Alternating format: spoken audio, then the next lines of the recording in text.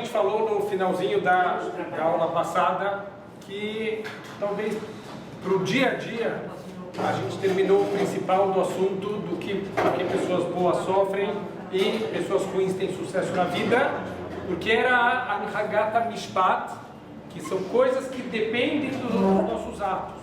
Então, isso, para quem quiser, tem os vídeos todos, estão no YouTube, no canal da Sharebiná, tem todas as aulas, estão lá gravadas para quem quiser pegar as aulas antigas. Daqui para frente, entra mais na parte da Emuná, como a gente pode entender. A gente vai ver que são coisas que praticamente não dependem mais do nosso uso do livre-arbítrio e dependem de cálculos mais elevados de Hashem, e que a gente tem que saber que tudo está dentro de uma grande sabedoria de Hashem, e que entra naquele ditado que a gente tem que pedir para Deus força para mudar o que dá para mudar, paciência para aguentar o que não dá para mudar, e sabedoria para distinguir entre os dois, o que dá para mudar e o que não dá para mudar. Então a gente tem que tentar, Bezerra Hashem, saber identificar as duas coisas. Isso entra muito na área de coisas que não dá para mudar e que a gente não consegue muito interferir nesses decretos de Hashem. Então, o conceito de Anhagata Mazal. Mazal normalmente a gente usa para o lado das constelações, mas por que o termo Mazal? Vem da palavra nozel, uma coisa que flui de cima para baixo, que sai dos mundos espirituais mais elevados e ele como que vaza para os mundos inferiores, ele flui de cima para baixo, independente dos nossos atos nessa vida e até em vidas passadas. Então, do que depende isso na verdade? Por exemplo, quando a gente tem um reinado e nesse reinado cada um tem uma tarefa e a gente só vai conseguir completar a tarefa, o reinado só vai funcionar de uma maneira eficiente quando cada um conseguir cumprir a sua tarefa específica. Significa que não depende mais agora só de mim, depende do comunitário. E isso tem muito a ver com o que a gente falou na aula da Parashat Shavua. O Sefer Bereshit, ele está muito conectado com o indivíduo, mas o Sefer Shemot, ele esquece o indivíduo e ele começa a tratar agora do coletivo. Então quer dizer, essa Anhagata Mazal tem muito a ver com a humanidade como um todo e o papel de cada pessoa dentro desse mundo como um reinado. Tem alguém do reinado que ele vai trabalhar com medicina, tem alguém do reinado que vai trabalhar como marceneiro. O reinado só vai funcionar e vai andar bem quando cada um dentro do reinado ele fizer o seu trabalho específico. Então, para cada tarefa que cada um tem aqui no mundo, a gente vai receber ferramentas específicas para isso. Então, muitas vezes a gente acaba tendo inveja de uma outra pessoa. Por que aquela pessoa tem isso e eu não tenho? Porque aquela pessoa precisa disso e você não precisa. Para o trabalho dela, ela precisa de uma certa ferramenta que você não tem. Então, o marceneiro, ele recebe um serrote para o trabalho dele. Imagina se o médico, ele vai ter inveja. Espera aí, eu queria tanto um serrote. Você não vai usar um serrote para o teu trabalho. E o contrário também, imagina o marceneiro, ele tem uma inveja do estetoscópio daquele médico, mas para que o marceneiro vai usar um estetoscópio? Para nada. Então, a gente tem que saber que cada um tem exatamente o que ele precisa para o trabalho dele. Tem médico cirurgião que usa serrote. Também. Então, cada ser humano, ele veio para o mundo com uma determinada tarefa. E as coisas que vão acontecer na vida dele tem a ver com a tarefa específica. E olha que interessante, tem a ver com a parte da alma dele, aonde estava a alma dele no corpo de Adam Arishon. Todas as almas que existem no mundo, na verdade, eles são uma parte da alma original de Adam Arishon. Então, quando Deus criou o primeiro ser humano, toda a humanidade está contida lá dentro. Da mesma maneira que quando Deus criou os 6 dias do mundo, os 6.000 anos da criação estão contidas nos 6 dias, todas as almas estão contidas dentro de Adam Arishon. E a tarefa de cada pessoa, ela vai estar conectada em que parte de Adam Arishon a pessoa ela foi criada. Então, por exemplo, tem testes diferentes na vida. Alguém vem para o mundo para vencer o teste da riqueza. Tem gente que vem para o mundo para vencer o teste da pobreza. Então, muita gente pensa, falou, Deus, então me manda da riqueza, né? Então, que nem do Tuve, o leiteiro, do violinista no telhado, que ele fala, né, que se a riqueza é uma doença, me manda essa, Deus. E não é verdade. A gente acha que o teste da riqueza é um teste fácil, é um teste dificílimo, a ponto do mais sábio de todos os homens, Shlomo Ameler, ele fala, se fosse para escolher, escolhe a pobreza. Porque o pobre, pelo menos, ele está conectado com Deus, ele pode, Deus nos livre, passar uma necessidade, faltar alguma coisa na vida dele, mas o rico, ele chuta Deus. Então é um teste muito maior e as consequências também são muito mais graves. Então a gente tem que saber que cada um vai vir nesse mundo e vai ter um certo teste. Tem aquela pessoa, todo mundo conhece, aquela pessoa que ele tenta de tudo na vida e tudo errado. Ele abre uma empresa, fecha, ele abre um posto de gasolina, começa a usar carro elétrico, tudo que ele faz dá errado, shlimazen. Então, o que significa? Que está decretado que ele vai ser pobre. Tem o outro ao contrário, o que ele faz, dedo de ouro. Tudo dá certo na vida do cara. O teste da vida dele é como ele vai usar a riqueza. Então Deus vai dar para cada um, isso ajuda, como a gente falou, não depende dos nossos atos, mas isso ajuda na emuná, a gente entender que a gente está onde Deus gostaria que a gente estivesse. Nem sempre a gente está onde a gente gostaria, mas a gente sempre está onde Deus gostaria que a gente estivesse. Então, o Iov, famoso Jó, da paciência de Jó, ele era um grande tzadik, era uma pessoa que a Torá escreve que ele não tinha transgressões, e o Iov começou a passar por muitos sofrimentos. Então, lá além está escrito que ele perdeu toda a riqueza dele, ele perdeu toda a família, ele perdeu a saúde, mas de um instante para o outro, tudo que ele tinha afundou, e os filhos morreram num desabamento, e a saúde dele começou a deteriorar do dia para a noite. Ele teve sofrimentos muito grandes, e ele começou a questionar Deus, por que isso? Por que você está me mandando, se eu sou uma pessoa correta, que eu ando nos teus caminhos? Ele questionou Deus, por que Deus está mandando esses sofrimentos, e Deus respondeu para ele, olha que interessante o versículo, aonde você estava quando eu criei o mundo? Essa foi a resposta de Deus. Ué, mas o que ele tem a ver com isso? Então, o que ele tem a ver com isso? Essa é a pergunta. O Iov, ele escutou isso, e ele falou, Deus, você está certo e eu estou errado. Conversa de louco, né? O que eles estão conversando? Que história é essa? Aonde você estava quando eu criei o mundo?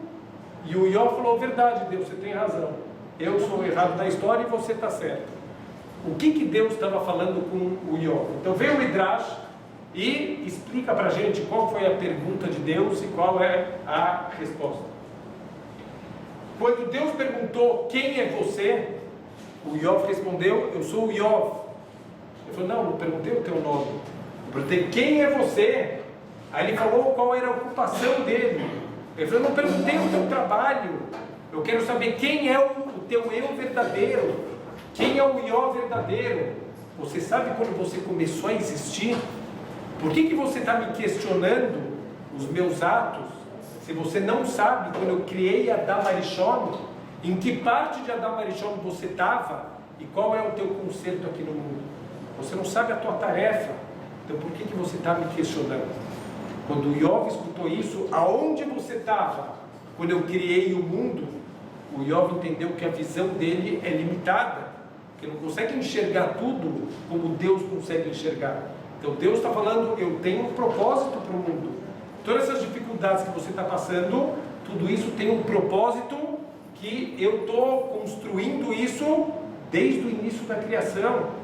Então tem uma história interessante, tinha um rei que ele queria fazer uma roupa que mais nenhum rei do mundo tinha uma roupa dessa. Era para ser uma roupa esplêndida, e ele contratou um alfaiate judeu, que era o melhor que tinha na região. E o alfaiate fez uma roupa maravilhosa, e o tecido era um tecido caríssimo. E a esposa desse rei, ela era muito antissemita. Quando a roupa ficou pronta, o rei vestiu aquela roupa, realmente ele ficou magnífico. Ficou uma coisa de outro mundo. A rainha olhou para ele e falou: olha, rei, tem que dar o braço a torcer, você está maravilhoso, mas você foi roubado, você é trouxa. Como assim? Por que eu fui roubado? Você contratou esse judeu aí, você confia nesse cara? Quanto você pagou o metro do tecido? Você pagou caríssimo, é quase preço de ouro. Você acha que o cara usou tudo na tua roupa? Quantos metros você comprou? Eu falei: comprei 4 metros de tecido. Ele falou: como você é trouxa, rei? Você tem 4 metros nessa roupa? Então o rei mandou chamar o alfaiate e falou: você é um mentiroso, você me roubou. Ele falou: por que eu roubei? Ele falou: não, você me roubou porque cadê os 4 metros de tecido? Então o alfaiate falou: rei, você pode por favor tirar a roupa? Então o rei tirou aquela túnica maravilhosa e ele começou a cortar toda a túnica, desfez todos os botões, a manga e começou a esticar na mesa. O rei falou: o que você está fazendo? Você está destruindo minha roupa. Ele falou: eu vou te mostrar. Se você está me questionando aonde está a minha honestidade, está aqui os teus 4 metros, com tudo desmontado, todos os bolsos duplos, todas as mangas, com tudo, está aí teus 4 metros. Ele falou: não, mas você destruiu minha roupa. Ele falou: mas você duvidou da minha honestidade, eu tinha que te provar. Deus também, está escrito que os anjos começaram a questionar Deus. Quando eles viram a morte do Rabi Akiva, eles perguntaram: mas Deus, essa é a Torá e essa é a recompensa? Alguém que deu a vida pela tua Torá, está morrendo com alguém penteando ele com pentes de ferro, arrancando a pele dele? Essa é a Torá e essa é a recompensa? E Deus falou: se mais alguém abrir a boca, eu volto o mundo para o Tohu Vavou, para o caos original. A pergunta dos anjos dá para entender, e a resposta de Deus: como assim? Eu volto o mundo para o Tohu Vavou? Isso é a resposta? Esse é o entendimento. Deus está falando para os anjos: se vocês quiserem entender todos os cálculos, eu posso desfazer o mundo, eu posso abrir o mundo todo de novo, vocês vão entender todos os meus cálculos. Como vocês estão me questionando sem saber, desde o começo, desde o Tohu Vavou, que eu já tinha um plano para o mundo e o mundo está caminhando dentro de um projeto. Então, a ideia toda é que o Iov, ele questionou Deus sem entender a grandeza dos planos de Deus, e essa foi a resposta de Hashem. Então, essa resposta de Hashem serve para todos nós. Para todos nós. A pergunta, a Torá, a verdade é que ela traz às vezes casos específicos, mas que a Torá registrou isso para ser um ensinamento para todo mundo. Então o verdadeiro Iov, Deus está falando para ele, não é o Iov de agora, é o Iov que começou na criação do mundo. Esse é o Iov verdadeiro, com a tarefa que ele tem dentro da Neshama de Adam Arishon. Então cada um veio aqui para o mundo e vai passar por testes, vai passar por dificuldades, que estão conectadas com a tarefa específica que essa pessoa ela veio fazer. Mas então ele não sabia qual é a tarefa dele. Ele não sabia, a gente não precisa saber. A gente não precisa saber, mas A gente vai tem que saber ter como, emuná, então, a gente tem que ter emuná. para receber castigo. Então, Hashem ele coloca a gente nas situações, mesmo que a gente tenta fugir, Hashem coloca a gente nas situações. Tem uma história real de uma pessoa que o filho dele estava tendo muito problema com o Rebbe na escola. Então o menino vinha todo dia chorando: não aguento mais, eu quero mudar de escola. E o pai mudou ele de escola. E ele volta o primeiro dia da aula, e o pai pergunta: e aí, filho, como foi? Ele falou: foi horrível. Mas como assim eu te mudei de escola? Ele falou: você não sabe, o Rebbe também mudou de escola. Ele continua sendo meu Rebbe. Então não adianta a gente fugir. Quando tem um decreto, e tem, se não me engano, acho que Kurav Zush, uma história, uma vez que ele estava com o irmão dele, o Rebbe Elimelech, e eles estavam num exílio voluntário, e eles queriam fazer uma expiação espiritual de qualquer transgressão que eles pudessem ter.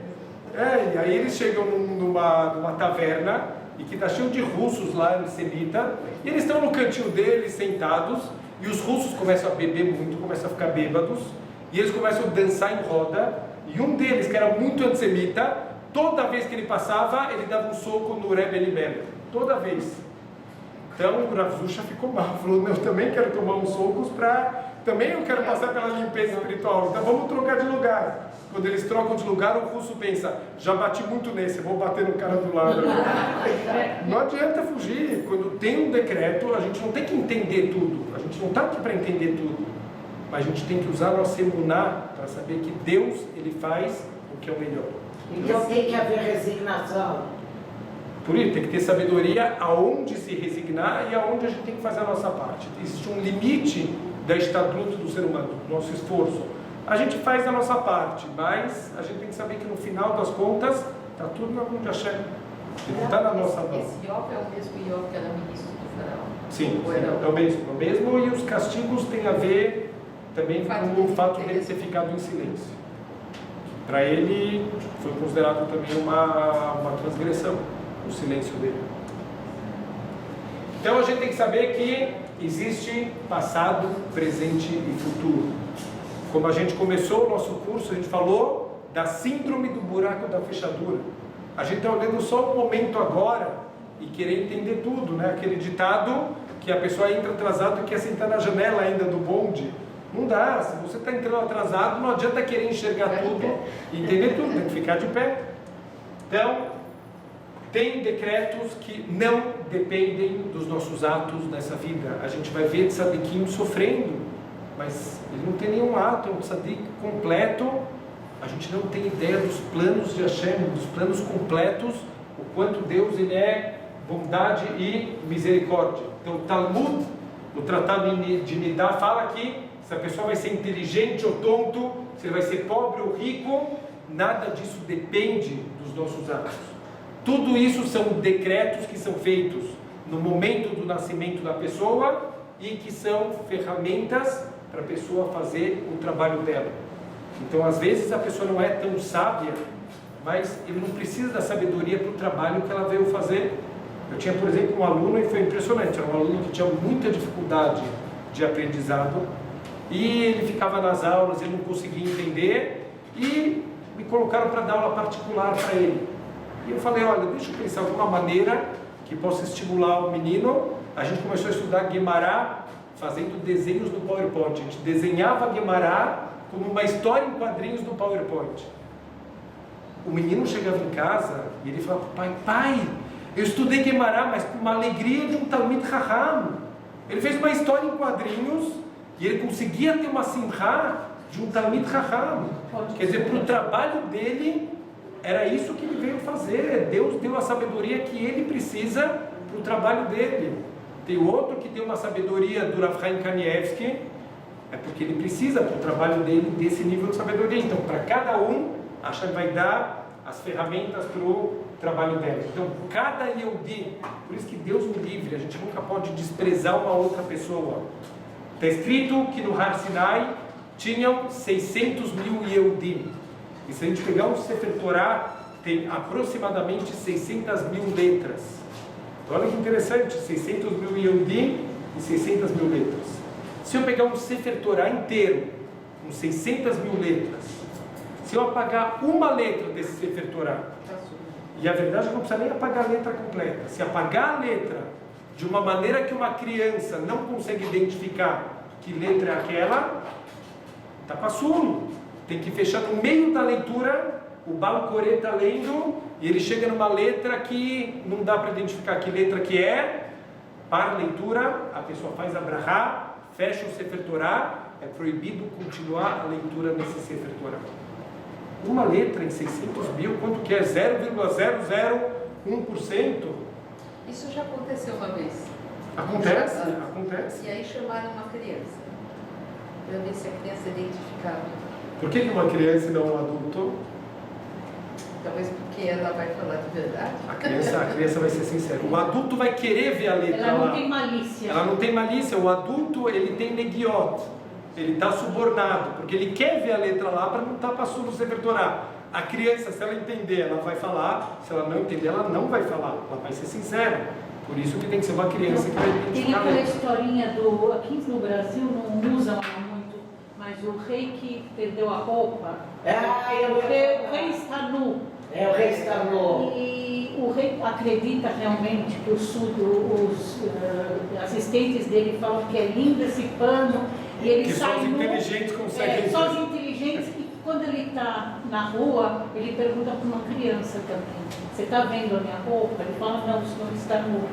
Aí ele sabe que é verdade. Ele sabe que é verdade. Grave o silêncio é tão grave assim? Do Iov, É.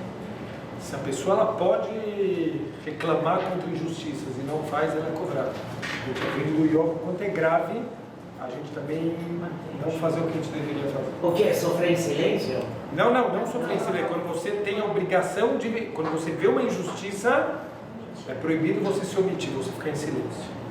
A gente vê a consequência para o Iov foi muito dura. Por quê? Porque ele ficou em silêncio. Falou: vamos matar todos os judeus. Ele não falou nada. Ou eles estavam procurando ele, parece que queriam tampar. Olha, no momento de terminar, os anjos queriam fazer um teste. Também está escrito que Né? Satã veio testar ele, que ele veio falar: ele só te serve com tudo de bom, vamos ver se ele vai te Mostrou que servir ele tem sem... muita emunah. Sim. Então tem que saber que cada Yehudi, ele é único, ele tem características especiais, como cada letra tem suas características, tem a sua função. Não adianta, tem um Pei que está estragado, não adianta trocar por um Ain, a palavra vai ficar errada. Cada letra ela é única e especial, cada Yehudi ele é único e especial, ele tem características para o trabalho específico que ele tem. Agora a grande pergunta é: aonde está a justiça de Deus? Por quê? Porque tem um que nasceu milionário e pode doar sinagogas, e o outro que nasceu pobre e não consegue ajudar, mal e mal ele consegue ajudar um mendigo na rua. Aonde está a justiça? Quer dizer, eles não estão recebendo a mesma oportunidade.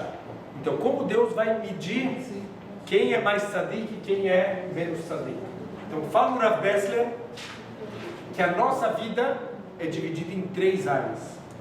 O que são essas 3 áreas? Existe uma área que a gente já conquistou, como um campo de batalha, que está tendo uma luta, daquela área que o exército já conseguiu dominar. Existe uma área que está acontecendo agora a guerra, onde está tendo o confronto. E existe uma terceira área, que é uma área não conquistada, que ainda está totalmente no controle do inimigo.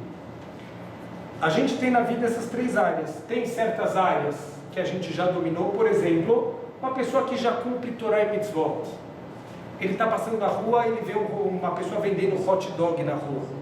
Isso já é área conquistada, quer dizer, a pessoa vai parar para pensar se ele come ou não come esse hot dog vendendo na barraquinha. Isso já é área conquistada. Quer dizer, aqui não está tendo luta nenhuma.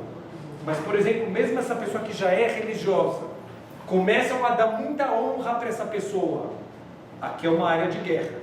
Aqui é uma área que a pessoa, ela tem agora o livre-arbítrio, se ela vai conseguir realmente vencer ou se ela vai sucumbir à busca da honra. Existe uma terceira área, por exemplo, da pessoa, quando chegar em Sukkot, ele gastar todo o dinheiro dela para comprar o etrog mais bonito. Isso é uma área não conquistada, isso não está nem em guerra ainda. A pessoa não tem nem esse lado de pensar em gastar muito dinheiro para comprar um etrog um pouquinho melhor. Essas 3 áreas que a gente tem na vida, olha que interessante falar o Rav Dessler. Deus julga a gente só por essa área. O que significa isso? As áreas já conquistadas, você não tem mérito nenhum por não ter comido aquele hot dog, porque você não teve luta nenhuma. Quer dizer, isso já é uma coisa, ainda mais, por exemplo, alguém que é Baal Teshuvah, ainda tem o mérito de ter conquistado isso. Então isso fica guardado. Mas alguém que nasceu em Meacharim e que nunca na vida comeu um hot dog, ele não tem mérito nenhum por não comer hot dogs na vida. Ou a gente tem algum mérito por nunca ter assassinado ninguém. Uau, coloca a avó, parabéns, você conseguiu nunca matar ninguém. Não tem mérito nenhum disso. Mas no nosso dia a dia, quer dizer, de ser honesto nas coisas pequenas do dia a dia, é nisso que a gente está sendo julgado o tempo inteiro. Nas áreas onde a gente tem o livre-arbítrio. Significa que as pessoas são julgadas nas áreas que elas têm livre-arbítrio. Deus não está cobrando de ninguém alguma coisa que essa pessoa não pode cumprir. Então a justiça de Hashem dá justamente que ele pode fazer algumas coisas e nisso ele vai ser cobrado. Alguém que não recebeu essas condições, ele não vai ser cobrado por alguma coisa que ele não estava preparado para isso. Então, por que, por exemplo, para uma pessoa é tão fácil ele guardar Shabbat mas é difícil para ele dar tzedakah, porque a tzedakah para ele é o que vai dar mérito para ele. O mérito vai ser na tzedakah, é onde está a área de luta. O Shabbat já é uma área conquistada para ele. A luta vai ser lá na tzedakah. Olha que interessante, a gente aprende isso da Torá. O Lot, ele foi salvo da destruição de Sodom. Então a gente pode escolher por qual mérito a gente salvaria o Lot. Ou por ele ter arriscado a vida quando vieram os convidados na casa dele. Óbvio que foi um ato completamente estúpido, mas ele ofereceu as filhas. Falou, não, pega minhas filhas, mas não encosta nos meus convidados. É um ato estúpido que ele fez, mas para mostrar, ele está disposto a abrir mão do que é dele para receber esses convidados. Uau, cola cavod. Ele sabe que, e contra as leis de Sodom, ele pode pegar pena de morte. Então ele está arriscando a vida dele para receber convidados. Ou, quando Abraham está no Egito, ele falou para todo mundo que a Sará é irmã dele para não matarem ele. O Lot sabia que é mentira, ele podia contar para todo mundo. Ele falou, gente, não é irmã coisa nenhuma. Não precisa nem falar, faz só um sinalzinho. Fala, essa aqui é minha irmã. Ele fala assim, não precisa nem falar nada. Então, qual mérito é maior? Porque o primeiro ele Apre... que aprendeu. Exatamente. A priori, o primeiro mérito é muito maior. O mérito de você arriscar a tua vida para fazer uma mitzvah é muito maior do que o de fechar a boca no momento de teste. Mas não pelo que ele deu. As filhas. Não, isso não. Isso foi um ato mais... A Messerut Neve, ele arriscou a vida dele para fazer a mitzvah. Os nossos sábios falam que durante a destruição de Sodom, Deus se lembrou de Abraham. Está escrito na Torá, os comentaristas falam, o que quer dizer que ele se lembrou de Abraham? Ele se lembrou do mérito que o Lot teve, quando ele fechou a boca e não delatou Abraham. Por quê? Porque receber convidados, dar vida para receber convidados, arriscar a própria saúde e a integridade física, ele cresceu na casa de Abraham. Aquele mesmo... Quem são os convidados? Os anjos, na verdade, eram anjos, mas ele não sabia. Ele achou que são coisas do Abraham também não, nem o Lot. O Lot não sabia que são anjos. Ele acha que são convidados, que são beduínos, no meio do deserto. Olha que impressionante, ele viveu na casa de Abraham, aquele Abraham que com 90 anos, ele faz Brit Milá e no terceiro dia, ele está na porta de casa que ele quer receber convidado. O Lot aprendeu com ele. Então isso é área conquistada para o Lot. Ele não teve dificuldade, não tem mérito por isso. Mas ele também não aprendeu a não delatar na casa de Abraão, porque Abraão não delatava as pessoas. Ele não pode não ter delatado por respeito. Então, mas aqui o ponto não era delatar. Quem era o herdeiro direto de Abraham? O Lot. Se o Abraham morresse, todas as riquezas de Abraham iam para o Lot. E o Lot é uma pessoa extremamente gananciosa. Então, vencer essa ganância, quer dizer, ele teve uma escolha. Abraham falou para ele, vai para a direita, vai para a esquerda. Aonde ele escolheu? Sodom. Um lugar de gente, não era achar. Não, mas é uma planície boa para criar o gado. Mas você vai ter os piores vizinhos do mundo. Uma porta Lula, outra Dilma, outra... Você vai um lugar horrível. Então, por que ele escolheu? Isso da cultura também. Então, qual que é o grande problema? Ele é uma pessoa gananciosa, e para ele vencer essa ganância, aqui foi uma luta para ele. Então, quer dizer, fazer bondades, no nível até de arriscar a integridade física dele, é área conquistada, não tem tanto mérito. É a esposa dele que acaba virando pedra, né, Rabino? Porque ela que delatou ele. Ela delatou ele para os vizinhos. Ela virou, não. Mas não é porque ela virou atrás para ver de fato Não, isso Deus a tragédia. Como que está escrito que ela olhou para todo mundo, que ela quando os convidados estavam lá. Não, os convidados estavam lá, falou que depois de 5 minutos a cidade inteira estava lá. Como todo mundo soube, óbvio que o Lot tomou cuidado de ninguém ver os convidados. Ele também não é louco, ele está indo contra as leis da cidade e ele sabe que ele tem pena de morte. Está escrito que toda a cidade estava em volta na casa dele para matar os convidados. Eles queriam fazer coisa ruim para os convidados. Falou, de onde eles souberam que os convidados estavam lá? A esposa do Lot denunciou. Como que ela denunciou? Ela foi na casa dos vizinhos, começou a falar, você tem sal para emprestar? Ele falou, mas você não tem sal em casa? Ele falou, não, até tenho, é que eu estou com convidados em casa. Ué, como é que não está escrito isso? Midrash. Não, Midrash. No Taná. No Taná? Tem minúcia. Que trecho, que paraxá. Daniel Presley. Eu vou te mostrar no Midrash. Eu também tinha escutado do É Midrash. interessante que quando Ló tinha de sair de lá, os anjos falaram para ele vir rápido, está escrito no Apocalipse. Demora um pouquinho. Menciona. Você demora um pouquinho porque queria pegar coisas. Tem até Exatamente. uma leitura que aparece 3 vezes na Torá Ele inteira. era materialista. Sim. Ele não conseguia se desconectar. Exatamente isso, que a esposa dele vai até os vizinhos e diz que ela quer sal. Mas é Midrash, é uma Midrash. Talvez você não pode olhar a graça do Jesus. Eu nunca vi no Rumash.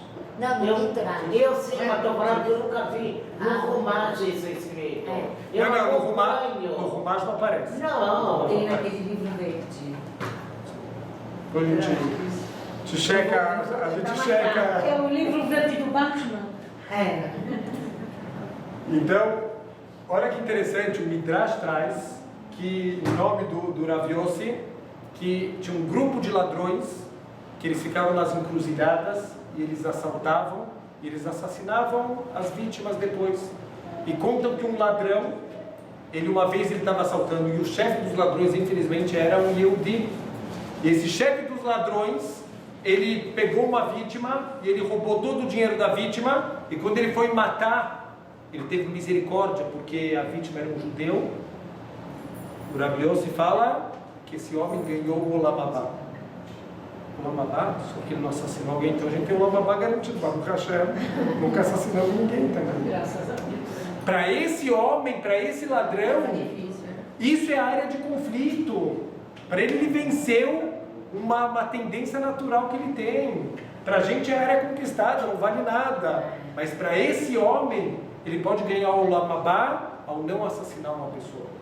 Então agora a gente começa a entender por que Deus ele vai dando coisas diferentes. Cada um é testado na área dele, de acordo com a luta, a guerra, aonde ele se encontra. Então, infelizmente, a gente vive na cultura ocidental, onde só os resultados importam. Mas quanto esforço você pega 2 esculturas, uma está mais bonita, uma está mais feinha. Mas peraí, essa que está mais feinha levou 12 horas para o cara fazer, um cara menos habilidoso.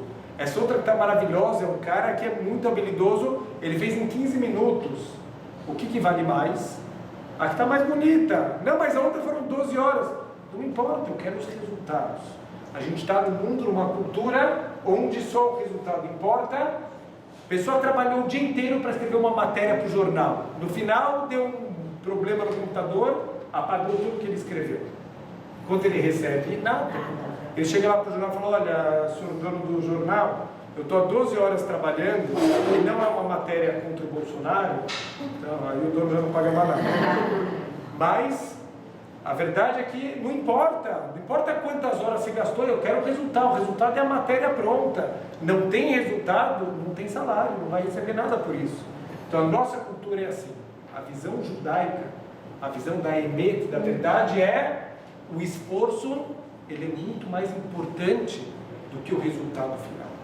Porque o resultado está na mão de Hashem. Quantas vezes na vida a gente se esforçou e no final não conseguimos chegar lá, e não importa. O que Deus queria muitas vezes era ver o nosso esforço, a nossa tentativa.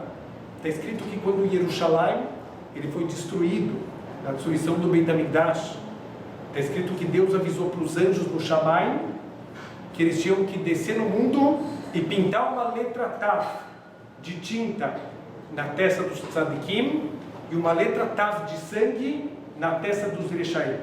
Significa, quem tem um Tav de sangue na testa, acabou, e quem tem um Tav de tinta na testa vai ser salvo da destruição. Os anjos do Shammai começaram a perguntar, Deus, por que você não vai matar os tzadikim? Então Deus respondeu, mas que história é essa? Que pergunta é essa? Eles cumprem minha vontade, por que eu vou matar eles? Eu vou matar os Erechaim que não cumprem minha vontade. que são pessoas ruins, que estão fazendo maldade. Então os anjos falaram, Deus, os tzadikim não fizeram nada, não tentaram dar uma bronca, dar uma advertência, fazer a parte deles.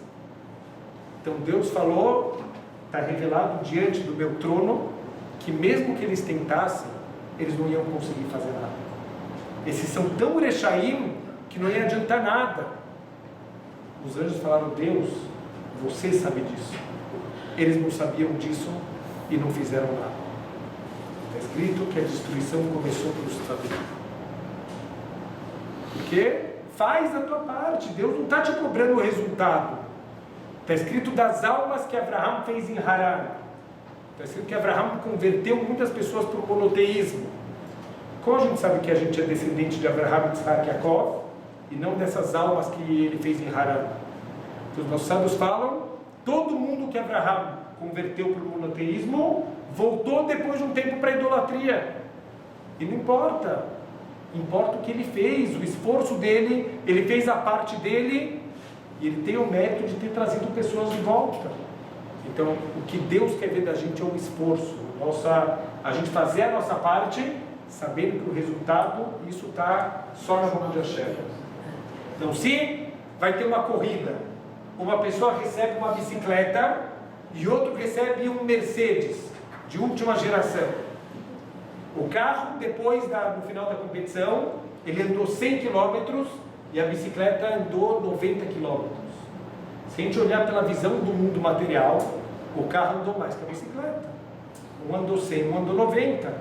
Mas, em termos do esforço, a pessoa que andou de carro, que andou 100 km, podia ter andado 3.000, 4.000 quilômetros, ele não fez nada. Enquanto a pessoa na bicicleta que andar 100 quilômetros, ele conseguiu andar 90, ele fez 90% de tudo que ele podia. Ele tem muito mais mérito, quer dizer que às vezes a pessoa que ele não tem dinheiro, mas ele dá uma tzedakah dentro do que ele pode, e ele faz isso com alegria, e ele faz isso de uma maneira sem envergonhar a pessoa, isso às vezes vale muito mais do que o cara que deu 1 milhão, mas deu de cara fechada, ou deu de uma maneira que era humilhante para quem recebia. Então, às vezes um ato pequeno, feito com humildade, ele vale muito mais que um ato grande que é feito com orgulho. Então a gente não tem ideia, às vezes, os testes que a Hashem coloca e o que ele quer da gente. A gente tem que fazer a nossa parte dentro do que é possível, com as condições que a Hashem deu para a gente. Então, não importa aonde a gente vai chegar, importa o nosso potencial. Tem uma contradição, está escrito na Torá, que nunca vai se levantar algum profeta, no nível de Moshe Rabbeinu. Nunca vai ter. E o Rambam fala que se a pessoa se esforçar, ele pode chegar no nível de Moshe Rabbeinu. Peraí, a Torá está falando que nunca ninguém vai chegar no nível de Moshe. Como que o Rambam fala que se você se esforçar, você pode chegar? O Rambam está falando, não adianta, Moshe é uma nave espacial. Aonde ele conseguiu chegar, ninguém vai chegar. Mas no teu potencial, você pode fazer como Moshe Rabbeinu, que aproveitou o potencial dele no limite. Isso qualquer um pode fazer. Ninguém no nível de profecia, nem o Mashiach, vai ter o nível de profecia que tinha Moshe Rabbeinu. Mas em termos de potencial, qualquer pessoa pode se esforçar e cumprir o seu máximo potencial. Então é isso que os nossos sábios falam. O lugar onde está um Baal Teshuvah, um Tzadik Gamur, ele não pode ficar. Quem é o Tzadik Gamur? Pessoa que nasceu no Be'asharim, que nunca fez uma verá, que nunca quebrou um Shabbat, que nunca comeu um hot dog. Um Baal Teshuvah, a pessoa que saiu do menos 50 na corrida, estava nível 49 de impureza, e teve que sair de lá e lutar contra tudo e contra todos, e teve que ser chamado de louco pelos amigos, e todo mundo dando risada, apontando o dedo para ele. E olha que impressionante, o Baal Teshuvah, ele tem todo o esforço. Então pode ser que o Baal Teshuvah nunca vai chegar nos pés do nível de Torá de um Tzadik Gamur. Não vai chegar nos pés, mas em mérito, o Tzadik Gamur lá no Shammai, ele vai perguntar: cadê aquele meu amigo Baal Teshuvah? Olha, está no setor VIP Master. Falou, posso visitar ele? Ele falou, de jeito nenhum. Você não chega nem perto do VIP Master. Lá é só para os Balei Tchuvá, você não pode. Falou, não, mas eu sabia muito mais Torá que ele. Ele falou, mas ele começou do menos 49. Você já começou do mais 49. Coloca a volta, você chegou no 50, mas você começou do 49. Ele começou do menos 49. Os méritos de um Balei Tchuvá não se comparam com os méritos de um Tzadik Gabor. Então, a gente aprendeu também, a gente viu que teve um atraso no Brit Milá do filho de Moshe Rabbeinu, e isso quase custou a vida de Moshe Rabbeinu. A pergunta é, Moshe, estou falando de novo, do Moshe, aquele que não fez Brit Milá do filho ainda. Então, uma das explicações é que ele não fez por influência do Itró. O Itró insistiu para que não fizesse ainda o Brit Milá do neto dele. Mas por que não? Não porque ele queria assistir o Brit Milá e não queria perder a perna. Ele queria participar da Seudá também. Ele sabia que era o Rudy que ia fazer. Mas ele queria uns docinhos no final. A verdade qual era? Olha que interessante, o Itró, óbvio que foi um conceito equivocado, mas o Itró falou, eu gostaria que o meu neto tivesse o mesmo mérito que eu me uni a Torá e as mitzvot por escolha. Então eu passei por todas as idolatrias e olha o mérito que eu tenho de ter tido força de seguir o caminho de Hashem. Ele quis dar o mesmo caminho para o neto dele. Óbvio que não é isso que a gente tem que fazer. A gente não tem que se colocar em testes. Adão fez o mesmo erro. Deixa eu me colocar num teste para ter mais mérito de ter vencido. Não é isso que Deus pediu. Isso é uma transgressão. Se colocar em teste é uma transgressão. Então, mas ele segurou, ele não queria que os netos seguissem o caminho de Deus, para que um dia da vida eles fizessem uma escolha e virassem Balei Tchuvá. O Itró sabia a força dos Balei Tchuvá, que, como a gente falou, é o erro de Adam Arishon. Essa é a essência do erro de Adam Arishon. Por quê? Porque ele entendia a força dos Balei Tchuvá. Ele falou, Deus me pediu isso, mas eu vou fazer melhor do que Deus pediu. Eu vou ir contra Deus para depois fazer tchuvá e chegar mais perto ainda. A pequena falha dele é que não existe questionamento do que Deus falou explícito para ele. Se Deus pediu para não comer, a gente tem que seguir e fazer o que Deus pediu.